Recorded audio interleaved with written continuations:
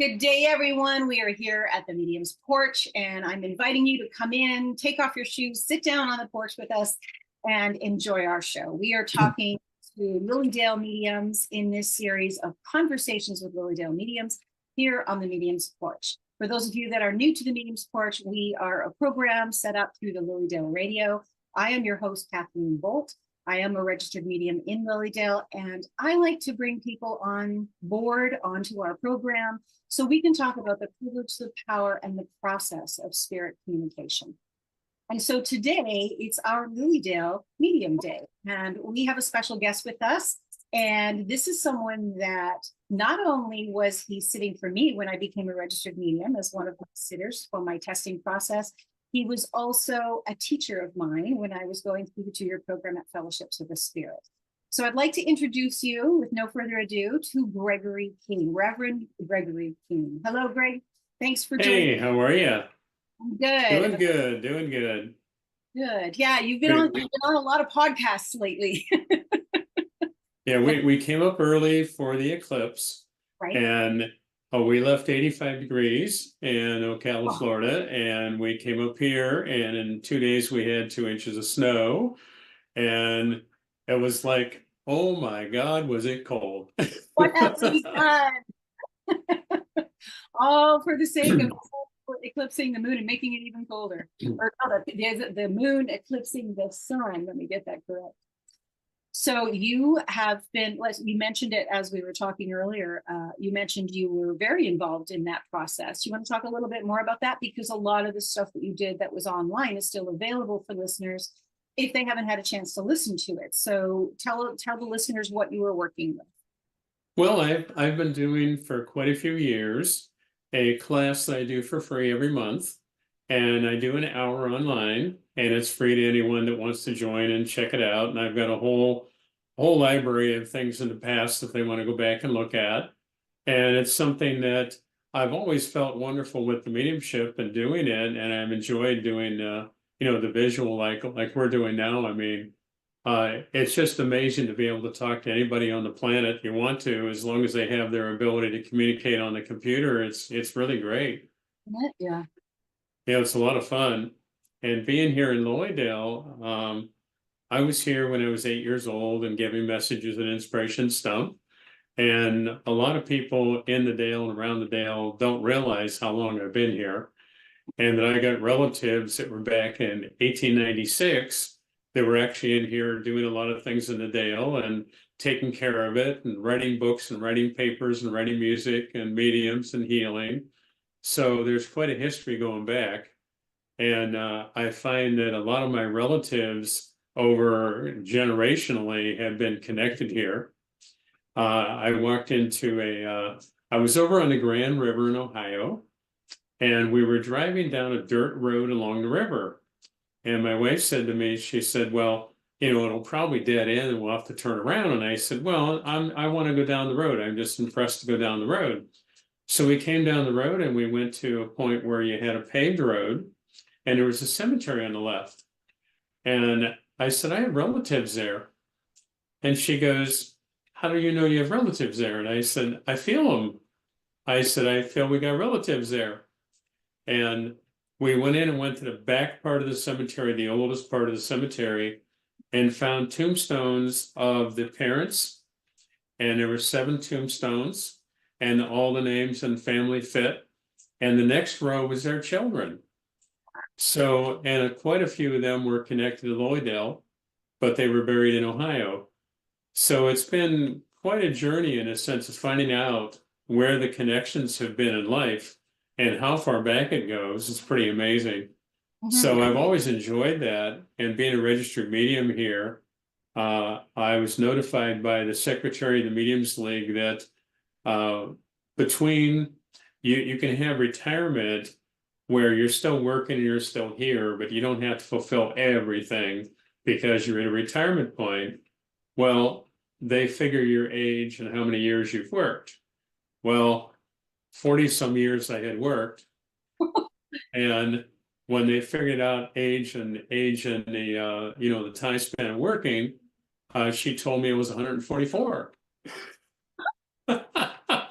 And I said, well, I feel pretty good for that age, you know. You sure do, and you look pretty good for 144 too. But when they combine the age and the time working, they come up with a figure, and that worked. So it's been a lot of fun because I've always fulfilled all the contracts and everything year after year being here and doing Monday night circles, and it's a lot of fun. And I've always enjoyed the mediumship, and I find that in the world right now with all the crazy energies going on and somewhat narcissistic belief in energy and actions, I think LILYDALE is quite a sanctuary, and it's really quite an interesting energy to be here. Coming in early. Now, normally we come up in May. This time we came up for the eclipse and everything, and fascinating to feel the energy of spirit building up for the season. Wow. Because I can feel the energy growing, and more and more is happening. I've had quite a few things happen in my home here that Spirit's showing me that, hey, we're here, we're with you. Right. And my wife even had things happen in the auditorium while she was there by herself. Different things happened that Spirit was doing to gain her attention. I think our followers would love to hear a little bit about the phenomena that happens in and around your spaces. Do you want to share some of those stories? Sure. Yeah, in the home I'm in, this home was built in 1870. And I know when I was a child, the lady that owned the home at that time was a world-known medium. And I was sitting on the porch having tea with her. And she said to me, I think I was about 10. She said to me, you're going to be here when you're an old man. She said, you don't need to worry about it. She said, don't pay any attention to these people, that are sort of naysayers. She said, don't pay any attention. She says, you're going to be here. And it's really interesting. I ended up in her house because it's the house she had lived in, right behind the auditorium. And I found it fascinating that the messages she'd give me when I was just a little kid, I ride my bicycle around here, the things that she's been, stating to me was just phenomenal because all of it's happened. Isn't it? Yeah. So when you have different events occur, we've had it happen where certainly they flicker lights. We have a cat here that's Siamese, and the cat will stop walking and stare and watch Spirit. And I know when she's on my lap or watching TV, she'll stare up at the stairwell going upstairs. And I mean, you can't break her concentration. She's like focused on it. And I've had lights flicker. I've had doors open and close. I've had fans turn on and turn off. Wow. So it's like electrically, I believe Spirit can work with electrical vibration quite well. And all of the electrical, in a sense of battery units, electrical units in your home, I mean, that's happened in my life a lot. And I've had people say, for example, I'm right now in my reading room where I sit in the office and read for people. And, Spirit's turned lights on and off that you have to do a pull string. It's on a switch. They've turned the lights on and off while I'd be reading for them. And one lady got quite freaked out, and I had to have her sit down in her chair again because she was just really getting a little uptight that it's like, I know you didn't do that. How did that happen? And I said, well, I described to her the event she had at her home when Spirit turned her light on in her bedroom. And then she really got a little freaked out that it's like, well, wait a minute, yes, that happened. And I don't know what happened or why it happened, but it happened. So I find there's many times Spirit will do things to say, hey, we're with you, we love you, we watch over you. And when we're in, say, a depressed state or a down state, or even worried about things, I know Spirit at times will step in and do something to gain our attention. Mm-hmm. And I find that, for example, if I was to see Spirit, now this is for anyone, if they were to see Spirit, don't we automatically look at them and they disappear? And, our conscious eyes looking straight ahead, like I'm looking at you on the screen here, if Spirit appeared to my right or left, if I didn't turn and look at them, they sometimes will stay long enough I could describe the clothing. And it's through the peripheral vision. And the peripheral vision, they can come in and do that. But our conscious mind is so quick as what's that? And we turn and look at it and it's gone. And that's where we need to be aware of that happening, because we do it so unconsciously. I mean, it's just automatic. And if we can concentrate a little bit with not allowing ourselves to immediately look, they at times will do more for us. You know, I heard my I heard my name called. I was down in the garage at my home here, and I was hooking up the battery posts on the golf cart, and someone said Gregory, and I was like, I walked out of the garage. I'm looking in the alleyway there, and there's nobody, and there was nobody on the porches. So it was like, okay, thank you for coming. And I always make the statement in my mind or in verbal way that, okay, thank you for coming. Is there a message? Please share it with me in a way that I may understand. And that way you're creating a connection, you're creating a sharing of energy. And also it gives them a confirmation that you really recognize its spirit. So anyone out there listening, that when you have that happen, create that conversational connection. And it builds the energy for them, and they may be able to come through with something more for you. Or I know what happens with me is if there's someone coming for a reading, I'll get the pressure and the ear ringing, and then they're checking in to make sure the phone line is connected. Shall we use that metaphor? Yeah. So I acknowledge it instead of finding out who they are and carrying all that with me. I wait. I just thank you. Yes, all's well. I acknowledge you. I'll see you soon. And then just gives them the reassurance that we've made that connection in advance and that we're going to have that opportunity later to be with their loved one. So, yeah. Well, that's like when we're going to do the show, I checked in a little early to make sure I made the connection, punched in the right numbers and got it all in order. And I want to say on the spirit side, I really believe that many times I've had it happen where I'd be in a lunch period and I'd have some clients in the morning. I'd have my lunch and I'm having my lunch and someone comes in and go, they're on the porch, they're on the porch. And it's like, okay, wait a minute, you know, let me finish eating. Yeah. Now, with your many years around spiritualism from a child, I recall vaguely a story you told us in class about family members doing, was it table tipping, table seance? Yes. I'm curious, because that is a vein of mediumship, right? That is the physical vein of things. And a lot of early spiritualists started that way, right? They came to spiritualism through that method. Yourself, what was it about your work and your journey that showed you and pointed you on the path of the more mental aspect of the communication? When I was a child, my grandmother worked with me a lot, and my mother also was medium. My dad was very mediumistic. I mean, my babysitters when I was a kid was a development circle, whether it was our house, the church, or other friends' homes. And I'm sitting on the footstool with all the adults, and we're having the circle. And that was something that, I mean, that was sometimes 3 days a week. So it was like, that was a part of my life. And when you look at things like that and you're learning it, when I was really little, I would feel spirit, but like I had a gentleman come through one time. He was he could speak ancient Greek. And the daughter came and her daughters were with her. And my mother come out and she said to me, I was in a sandbox playing with the toys. And she said, I have someone here that I want to see if you want to talk to them. And she would give me the name. And I would either pick up immediately that I needed to talk to them or I didn't. And I said, yes, I feel a gentleman's presence with her. So she said, dust your pants off, come on in. And I went in the living room and I sat on the footstool. And this lady was Greek. Her daughters could speak English, but she was Greek and spoke Greek.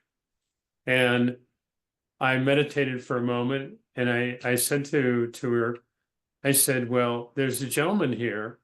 And I said, he passed and he wants you to know about the will.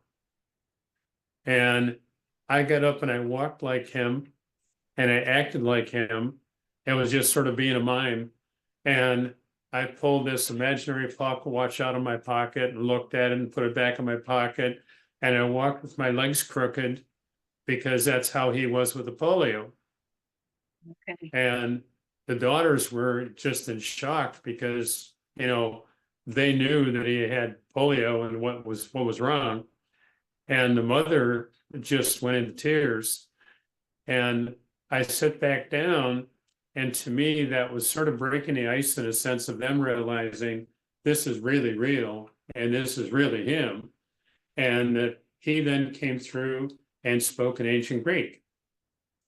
And he brought through the ancient Greek language, which all I was doing was copying what I heard.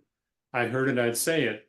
And the daughters didn't understand it, but the mother was understanding it and described where the will was, and in Greece, in the bookshelf at his office where the will was, and what book it was to get the will. So they actually traveled over there for the reading of the will, but the other family members over there had manipulated things to make sure that no one from America would be able to be involved in the will. And they were there and they were so confident that these people from America would just never know. And they went in the library while they were staying there at the house and got the book, pulled the will out, put it in her purse. And when they had the reading of a will the next day with a lawyer, she went in and listened to him read the whole will, and it eliminated anyone from the United States. And so she reached in her purse and she pulls the will out, which was the original will that the father had signed. And the lawyer looked at it and he was just totally taken back with the fact that she had the will. And the family was floored. They didn't know what to do with that. And here in the reading described what shelf by the window. And this was a library. This is one with a ladder you roll around. I mean, it was a huge place. So it was fascinating to have that come through. So as a child, I would not only feel it in your mind of what the message would be, but I would feel what they looked like, what they felt like, how they acted, what was wrong with them before they passed. And that came through so strongly about the polio and, various things about him. So I look at it that we have so many facets of what you can feel. You can see, you can feel, you can touch, you can smell. I mean, there's every aspect of what mediumship would be. And I was never in a belief system that you only have one way of doing it. My teachers always said to me, to make a better message and reading for someone, in what way, if I was reading for you, in what way do you receive things the best and the easiest? Do you see it? Do you hear it? Do you feel it? In what manner would get through to you in the most clear manner? And the Spirit, when we're working with people, I find the Spirit does that. If that person is going to see it better, they'll bring it in that form. If they're going to hear it better, feel it better, descriptions, I find that they switch it up with me, how they bring it through very quickly. And there's times that Spirit will come through and give me something, and I'll think to myself consciously, it's like, I don't even understand it, how in the world that could connect in any form. And and the person's in tears over it because it's like, well, that's what Dad said, or that's what Grandma said.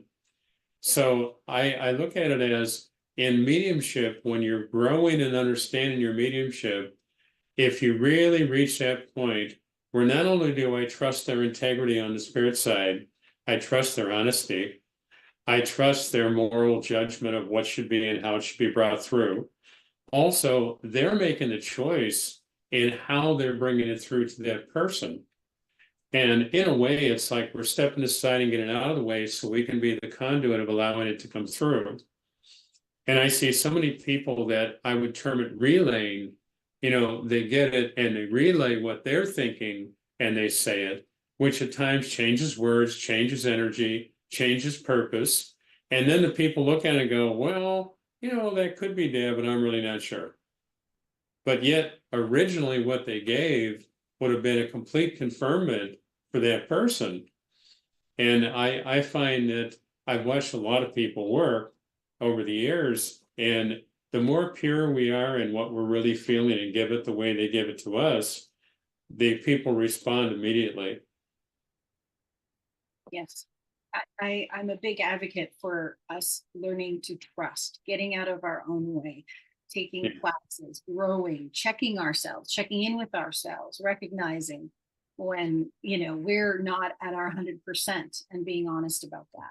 So, Well, I had a person that was testing in the Dale here, and she said to me, she goes, "You have so much trust in what you feel." And she says, "It doesn't seem like you question anything. You just go with it." And I said, "Yeah, but I said it took quite a long time to reach that point where I felt that integrity, that honesty, that depth of knowing, and that I didn't need to question. And to question ourselves in a sense of making sure we're on track. I don't care how long we've done it. I think it's good to keep track of that and make sure we're actually in a very clear manner, stepping out of the way so the clarity is coming through in the right manner. I see some people where they'll be working and you see a mix of spirit and what they think.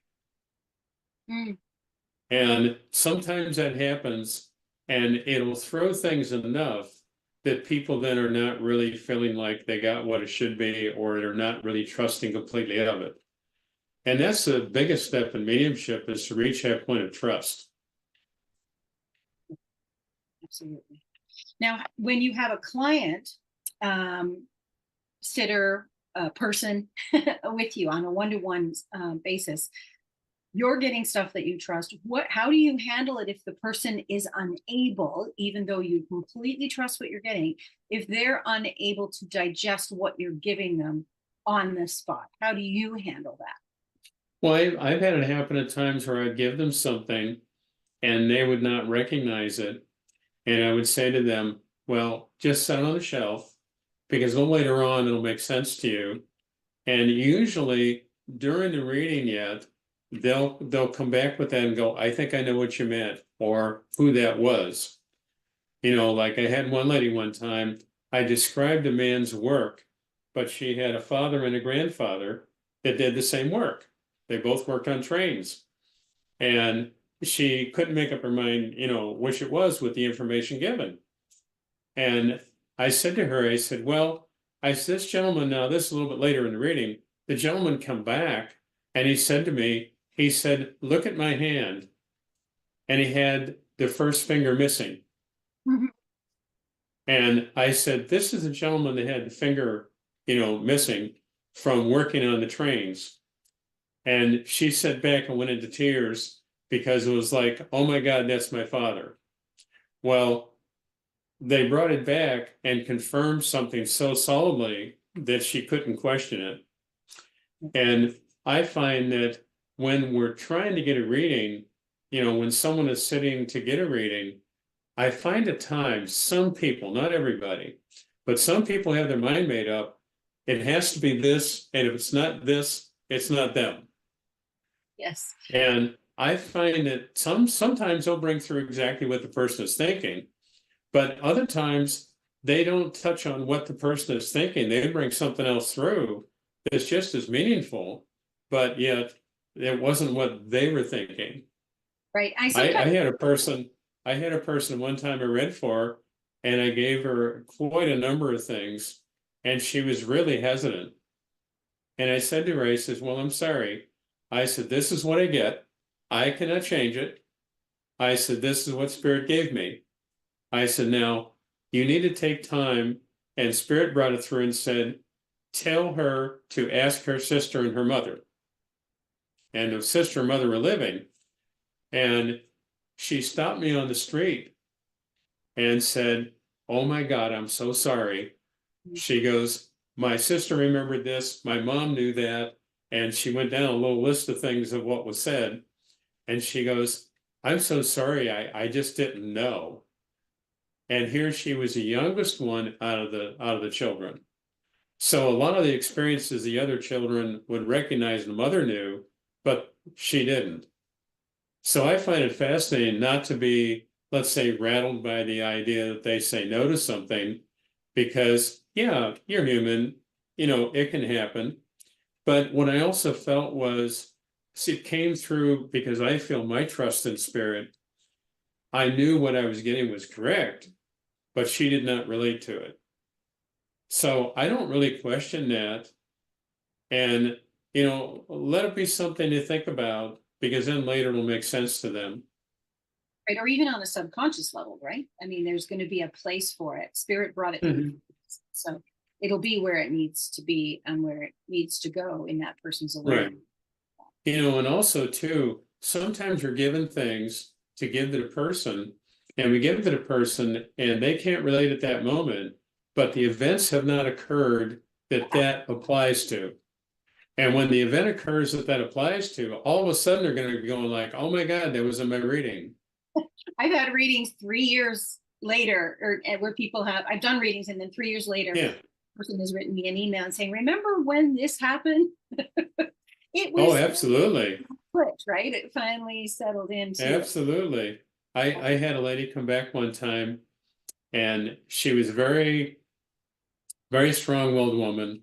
She was in her 80s. And I said, you're going to have a gentleman come into your life.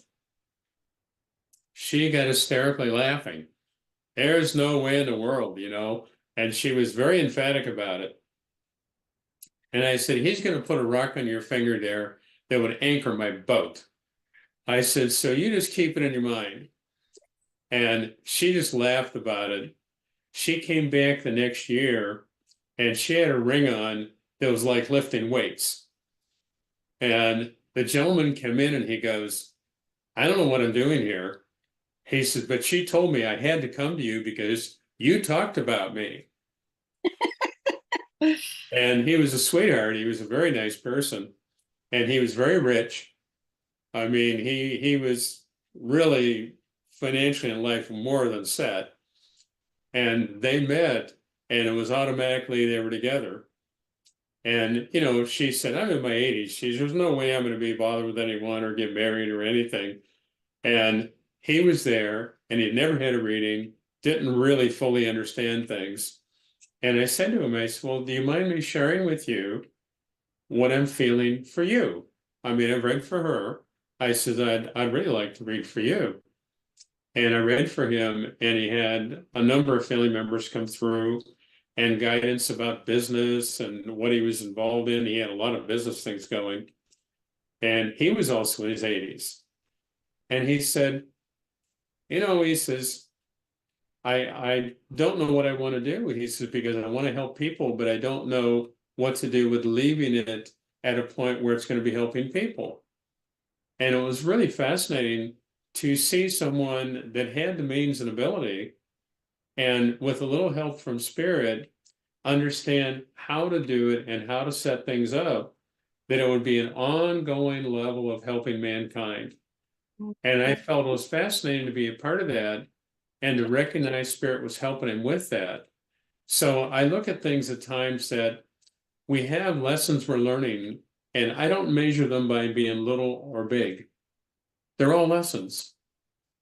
Some people really view things, this is tiny, that's huge.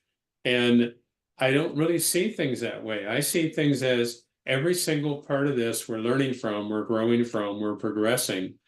And to not discount something as being little, I felt some of the little things that some people view as little are just as big as everything else. Mm-hmm. And even in the evidence too, when you're getting evidence and you're giving it to someone else, right? You could say peanut butter sandwiches and somebody might break out crying, which I had happen once. I said, they're peanut butter sandwiches. So it was an important part of their exchange, their personal exchange, where someone else could listen to it and it would mean very little. There's so many times in life I've shared things with people that I would have not had any conscious understanding of at all. Right. And once you reach that point where you're in contact with your guides, teachers, loved ones, they're working with you and through you, and you're trusting it, you have that bond. You know, I've had things come in that we may be talking about this, and all of a sudden they're off another direction talking about something else. And there's no connection, but very meaningful. And the answers were, you know, the guidance was correct. So once you reach that trust point, and then things make it much, much easier. So some of our listeners are budding mediums, some of our listeners are mediums, some of our listeners are going to be sitters, the people that want to come and sit with you and have a reading. What do you recommend to the people that are coming or want to sit with you? How do they prepare for their reading, or how do they get themselves into a state that is most receptive to the information that you're bringing? Well, to me, I have clients that I would say there's two ways of the energy I feel happening with everybody. One is they're in a crisis and they want the reading. One is I have a lot of clients that come for reading and they set a date in the summer and an appointment in the summer. They set an appointment in the winter, and they're not necessarily in a turmoil over anything. And they're looking futuristically, guide me, what does spirit have to say? What do I need to be aware of or in tune to? And to allow ourselves to be in a calm state, certainly in a peaceful state, that's wonderful if you can do that. And I find that a lot of people come in and they'll be missing loved ones that they haven't spoken to in a while, or they passed a few years ago. And I find that if we just open ourselves and ask God and Spirit to give us something that guides us, helps us, we're listening more than actually demanding. I see people at times where it's like it's like a phone line. I want them on the phone now, Yeah. and it's like that doesn't work that way. And I remember a few times, every once in a while, you'd have someone come in that had no understanding of it all. And I'd actually have to spend time getting them to understand how it works and then read for them.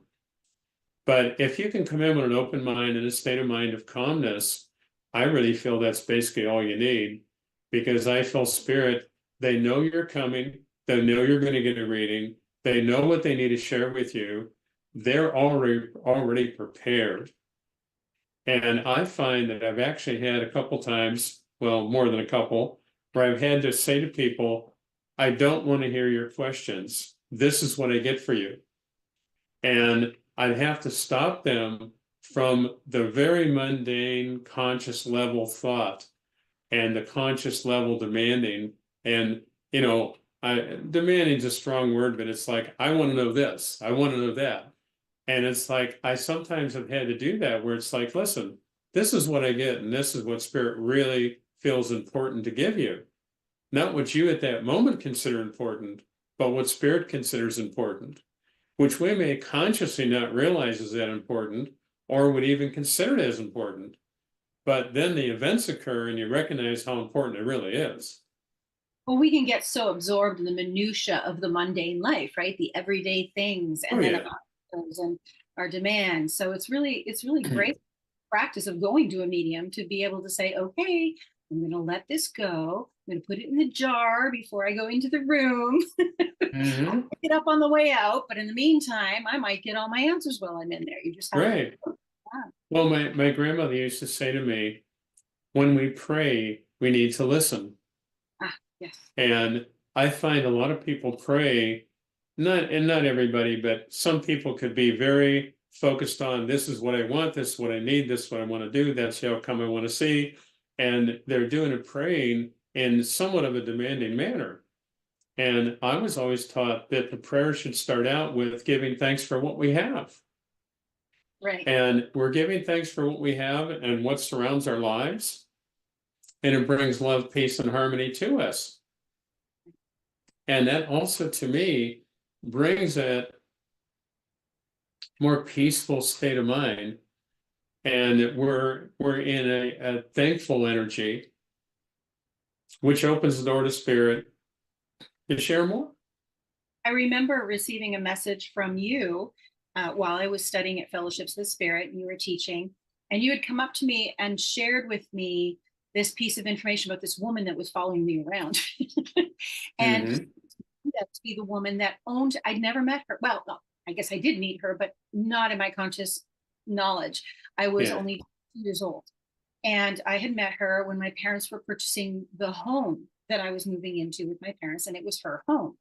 And you were telling me all about her, and I don't know who that is. I don't know who that is. I don't know who that is. And then you brought in the lilacs, and you talked about the lilac trees in a row, and you described that there were 2 lilac trees that were larger, and then there were smaller ones in the middle, and there were blue ones, purple ones, and white ones. And I was shocked because yes, I had met her, but I didn't know her. And I think a Yeah. lot of people, and I was excited too, because I'd heard the story from my mother that she had said that I was going to like it there when we moved there, that I would be Yeah. happy there. Of course, by the way, there was a lot of spirits in the house. That's why she Mhm. said, but Yeah. she was coming in, and your message from her to me was that it was about time I got to business doing this work because I've been able to do it all along. Yeah. And it was such a healing message for me to hear that confirmation from someone I'd never met. And I get so many people that sit in my chair, and I'm sure you have too, that they expect, again, back to the expectation, they expect to hear from someone that they know, or someone Mhm. they've had an exchange with, or someone they're close with. When so many Yes. times some of the healing messages come from people that are a little bit more on the sidelines. Yeah. So you've had that happen, right? Well, I see that happen quite often.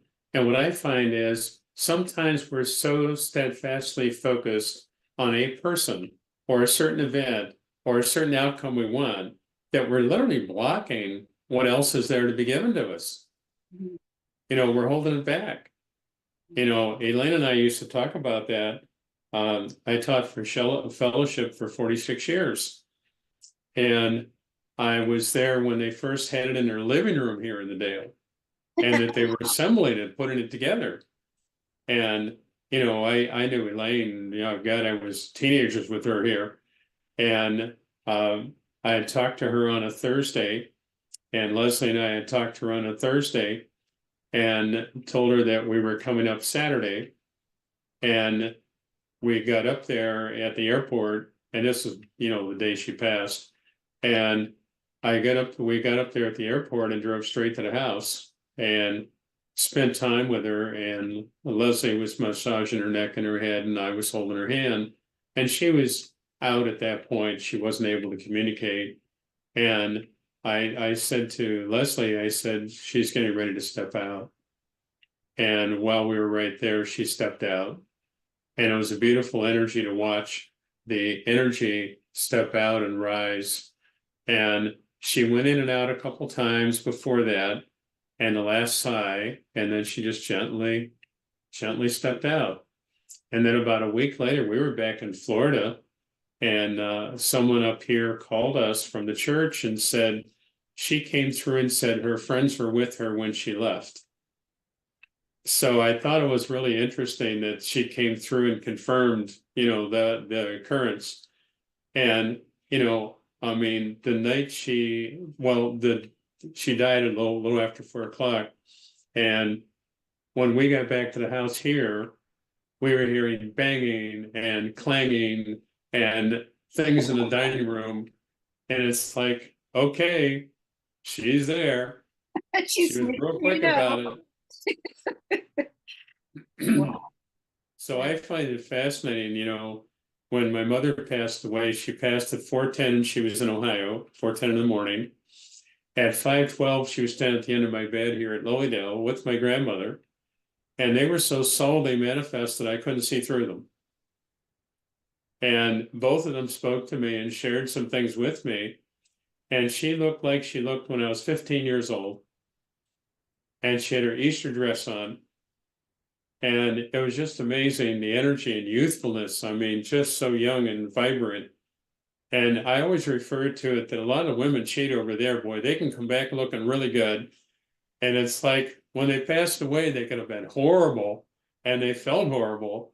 But here they come back, and it's like, I mean, I've actually had spirit come through a few times. And I said, well, this is what I'm describing. And they're going, oh, that wasn't her. And I said, there's a picture on your mantle at home. I said, beside the vase of ashes, and I said, that picture is what she's showing me. And she went, oh my God, that was years ago. Right, so spirit intelligence knows what to bring through. They know how they want to show up. They have choice in the matter. Yeah, it's a beautiful. Yeah, I found it amazing. My grandmother looked younger. My mom certainly looked younger. And the message they shared with me, and it was just fascinating to have such an aware, close, warm, loving energy, and to know that that was their way of saying, we're with you all the time. And the message she gave to me at that time, it's all occurred. So it's like, the more we're allowing ourselves to experientially trust, God's energy, Spirit's energy, I believe Spirit's ordained by God to be with us, help us, guide us in every form. And I don't look at things where we have different religious belief systems. I've seen it happen where I've seen people of other religions, of every kind of religion imaginable, come through and give messages. And on the spirit side, they understand it. But on this side, they had a certain level of belief or way of believing. And I find it fascinating how spirit will come through and they realize the way they would have been, let's say, taught or trained or indoctrinated in a religious aspect here.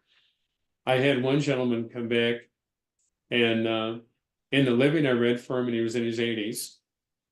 He passed away the next year. His wife came in, and she was more open to these things. He was like really like test everything. And she come back in, and he described the new quilt she had on the bed and described what was going on in the house. And she changed carpeting.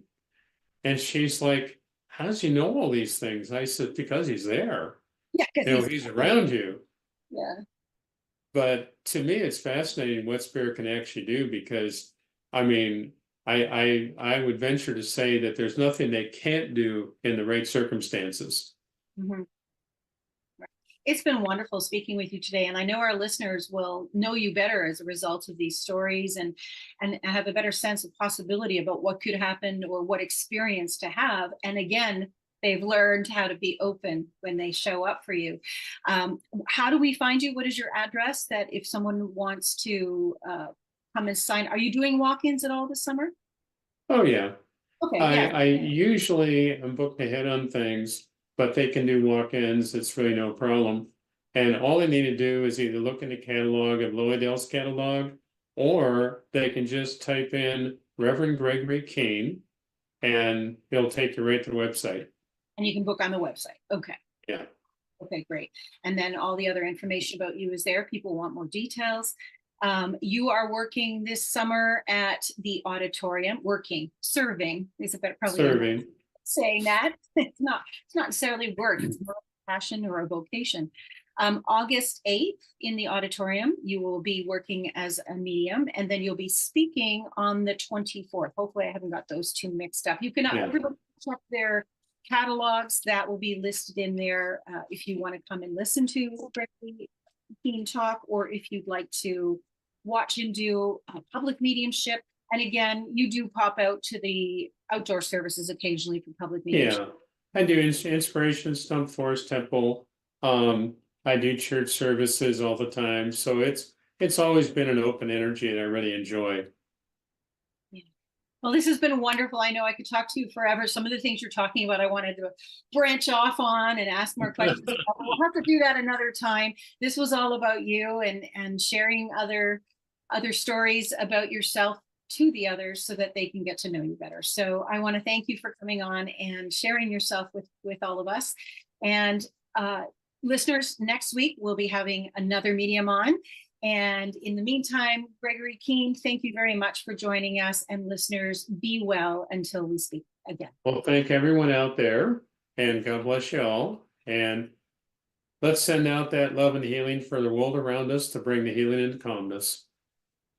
Absolutely. Thank you so much, hon. You will. Bye-bye.